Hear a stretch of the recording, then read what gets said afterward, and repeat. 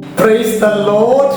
Hallelujah. പ്രിയ സഹോദരങ്ങളെ, കഴിഞ്ഞ ദിവസം ഒരു സഹോദരൻ വന്നിട്ട് പറയുന്നത്, എൻ്റെ അച്ഛാ, എല്ലാ തവണയും ക്രിസ്തുമസിന്റെ ഈസ്റ്ററിന്റെ നോമ്പൊക്കെ നല്ല തീഷ്ണതയോടെ എടുക്കും, പിന്നെ അത് കഴിഞ്ഞ് ഒരു വല്ല ആവിയായിട്ട് പോകുന്ന ഒരു അവസ്ഥയാണ്.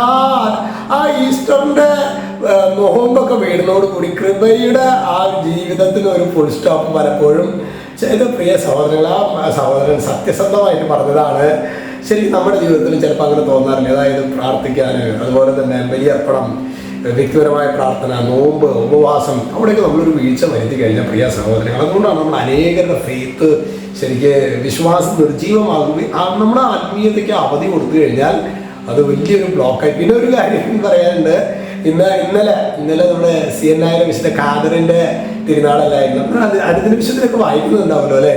അതില് എനിക്ക് ഖാദറിൻ 23ാമത്തെ കൊച്ചായിരുന്നു. അവരുടെ അമ്മയുടെ മാതാപിതാക്കളുടെ 23ാമത്തെ കുട്ടിയാണ് വിശുദ്ധ ഖാദറിൻ.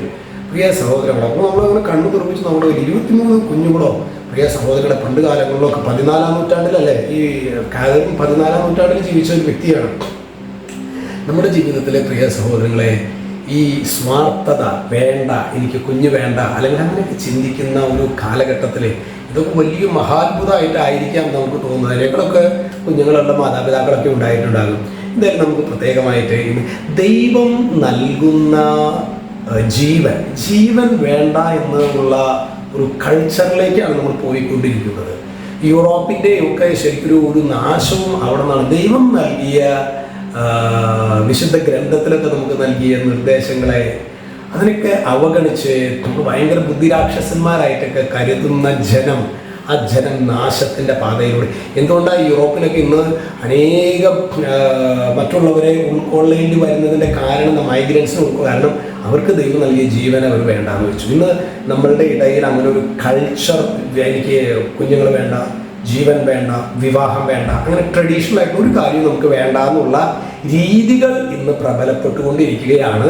അത് അപകടത്തിലേക്കാണ് ആ പോക്ക് എന്ന് നമ്മൾ തിരിച്ചറിയണം. Praise the Lord. Hallelujah, hallelujah. പക്ഷേ 23 കുഞ്ഞുങ്ങൾക്കൊക്കെ നമ്മുടെ കൊച്ചു ത്രേസ്യയുടെ പോലെ അവരുടെ ആ മാതാപിതാക്കളുടെ പോലെ അത്രയും ഒരു തുറവ് നമുക്കില്ലെങ്കിൽ പോലും ഒരു കുഞ്ഞ് അല്ലെങ്കിൽ 2 കുഞ്ഞെന്നുള്ളൊക്കെയുള്ള ഒരു കൺസെപ്റ്റ് പ്രിയ സഹോദരങ്ങളെ തീർച്ചയായിട്ടും മാറണമെന്ന് സ്വന്തം ആഗ്രഹിക്കുന്നുണ്ട്. എന്തായാലും നമുക്ക് തിരുവചനത്തിലേക്ക് വരാം. ഇന്ന് നമ്മൾ ധ്യാനിക്കുന്നത് നമുക്ക് പറ്റിയ വചനമാണ്. വിലാപം 3:40. അവിടെ വചനം പറയാണ്, നമുക്ക് നമ്മുടെ വഴികൾ സൂക്ഷ്മമായി പരിശോധിക്കുകയും കർത്താവിലേക്ക് തിരിയുകയും ചെയ്യാം.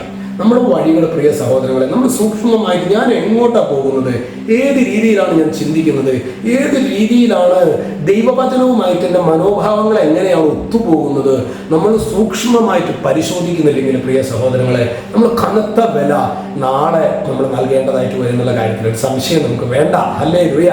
അതുകൊണ്ട് ഈ വചനം ആവർത്തിച്ച് പറയണം, നമുക്ക് നമ്മുടെ വഴികൾ സൂക്ഷ്മമായി പരിശോധിക്കുകയും കർത്താവിലേക്ക് തിരിയുകയും ചെയ്യാം. യേശുവേ, കർത്താവിലേക്ക് തിരിയാനായുള്ള കൃപ ഞങ്ങൾക്ക് നൽകണമേ. രക്ഷിതാവായ യേശു ക്രിസ്തുവിന്റെ നാമത്തിൽ ആശീർവദിക്കുന്നു, ഇപ്പോഴും എപ്പോഴും എന്നേക്കും. ആമേൻ.